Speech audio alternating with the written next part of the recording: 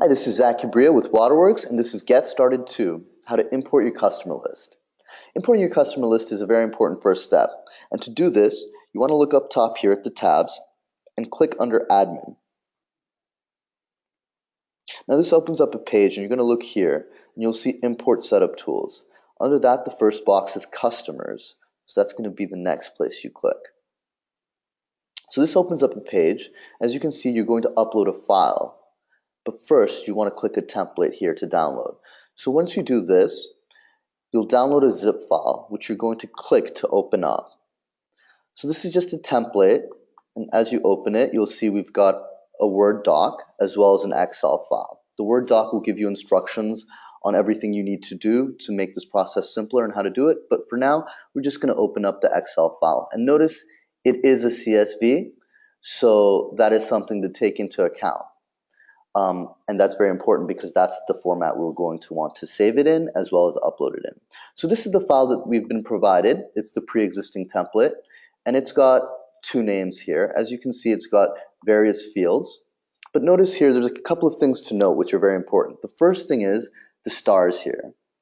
Now, the ones with stars are the ones that absolutely need to be filled in. These are required fields. So if they aren't, then there will be errors. Secondly, if you'll notice up top here, in this particular instance, we don't have any dates. But if there were any dates, we would need to ensure that the year is in 4 digits. Otherwise, that'll be another error. And lastly, if you're importing if you had a previous or old existing account number and you're importing it from a pre-existing provider, you can use an alternate customer ID, and that way you can have all of your old customer data being imported. Great, so pretty much you'll delete these two fields, and you should have an Excel file with multiple people, which is, I'm sure, very long. So instead of these two fields, you're just going to cut and paste those in, and I'm not going to save it, but you're pretty much just going to save it. And once you go back into this, you're going to give a description. I'm going to call it test. And you're gonna open this up. And right now I've got my customer list, which I've just put in 3 names, but you should have a very long customer list at this point, and you're just gonna upload that. And to upload that, just click here. So that should take a second. And great, so once you look down here, you'll see test, which was the name we've given it, CSV, which was the file type, that's very important, and when it was uploaded. And here it says status uploaded. Awesome, that's what we want to see. But it's not done. The last step here is you want to click right here, which is import data. And then click OK. This will take a couple of seconds here.